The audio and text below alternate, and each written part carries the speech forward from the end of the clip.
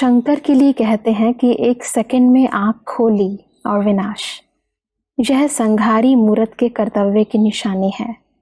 कोई के ऊपर विकराल रूप बनकर दृष्टि डाली और उनके विकर्मों और उनके संस्कारों को भस्म कर दे।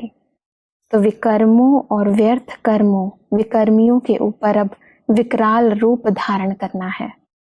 अब स्नेही मूरत भी नहीं, अब तो काली रूप चाहिए, विकराल संघारी रूप चाहिए। अब लास्ट समय है। वास्तव में शंकर जी के लिए यही कहते आए हैं कि उनका तीसरा नेत्र खुलता है तो विनाश हो जाता है। हाँ जी। अब ऐसा कोई नेत्र नहीं है जिससे दुनिया विनाश हो जाए जी। ये ज्ञान का नेत्र है, बुद्धि का नेत्र है, और शंकर स्वरूप जो है वो तपस्या का प्रतीक है। हमेशा वो तपस्वी रूप में दिखाए गए हैं जी। और बहुत लगन में जैसे कहीं खोए हुए हैं, मग्न हैं।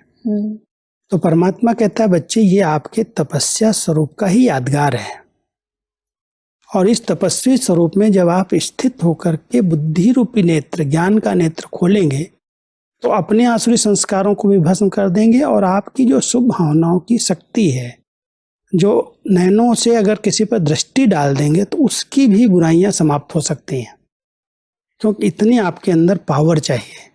तो ये कहते हैं ना, शंकर जी ने आंख खोल ली तो विनाश हो गया।